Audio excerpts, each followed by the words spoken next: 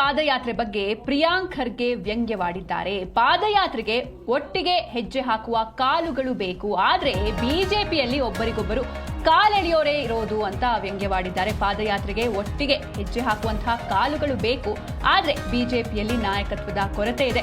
ಪಾದಯಾತ್ರೆಗೆ ಪಾದಗಳು ಸೇರೋದಾದ್ರೂ ಹೇಗೆ ಎನ್ನುವಂತಹ ಪ್ರಶ್ನೆಯನ್ನ ಮಾಡಿದ್ದಾರೆ.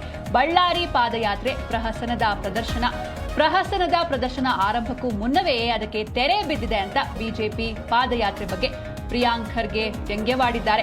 ಪಾದಯಾತ್ರೆಯನ್ನ ಮುನ್ನಡೆಸುವ ನಾಯಕತ್ವ ಇಲ್ಲ, ಯಾರಾದ್ರೂ ನಾಯಕರಾಗಿ ಬಿಡುವ ಅಸೂಯೆ ಬಣ ಜಗಳದಲ್ಲಿ ಒಟ್ಟಿಗೆ ಹೆಜ್ಜೆ ಹಾಕುವಲ್ಲಿ ಒಮ್ಮತ ಮೂಡ್ತಾ ಇಲ್ಲ. ಮಿಗಿಲಾಗಿ ಪಾದಯಾತ್ರೆಗೆ ಜನ ಬೆಂಬಲ ಕೂಡ ವ್ಯಕ್ತವಾಗ್ತಾ ಇಲ್ಲ.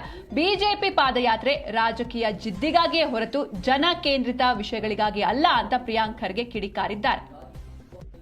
ನಾಯಕತ್ವದ ಕೊರತೆ ಇದೆ ಅಂದ್ಬಿಟ್ಟು ಎದ್ದು ಕಾಣ್ತಾ ಇದೆ ಇವತ್ತು ಬಿಜೆಪಿನಲ್ಲಿ.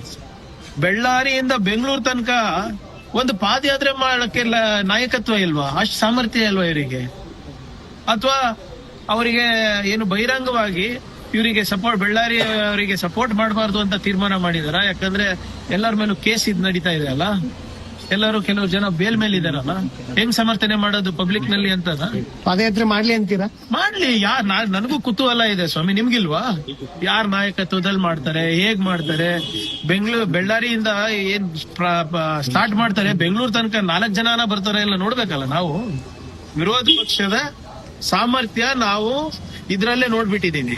ಅಸೆಂಬ್ಲಿನಲ್ಲಿ ಒಂದ್ ಅಡ್ಜರ್ನ್ಮೆಂಟ್ ಮೋಷನ್ ಅರ್ಧ ದಿನಕ್ಕೆ ಇಟ್ಕೊಳಕ್ ಆಗಲ್ಲ. ಒಂದು ಕರೆಕ್ಟ್ ಆಗಿ ಯಾವುದೇ ಒಂದು ಇಶ್ಯೂ ತಗೊಂಡ್ರು ಅದು ತಾತ್ವಿಕ ಏನೋ ರೀಸನಿಂಗ್ ಕೊಡ್ಲಿಕ್ಕೆ ಆಗಲ್ಲ, ಅಂತಿಮಕ್ಕೆ ತಗೊಂಡೋಗಕ್ ಆಗಲ್ಲ. ಏನ್ ಮಾಡುದು, ಬರೇ ಹಿಟ್ ಅಂಡ್ ರನ್, ಬರೇ ಮಾತಾಡೋದು. ಈಗ ಬೆಳ್ಳಾರಿ ಪಾದಯಾತ್ರೆ ರೂಟ್ ಮ್ಯಾಪ್ ನೋಡಿದೆ ನಿಮ್ಮ ಟಿವಿನಲ್ಲಿ, ಮಾಡ್ಲಿ ನೋಡೋಣ ಯಾರ ನೇತೃತ್ವದಲ್ಲಿ ಮಾಡ್ತಾರೆ, ಹೇಗ್ ಮಾಡ್ತಾರೆ.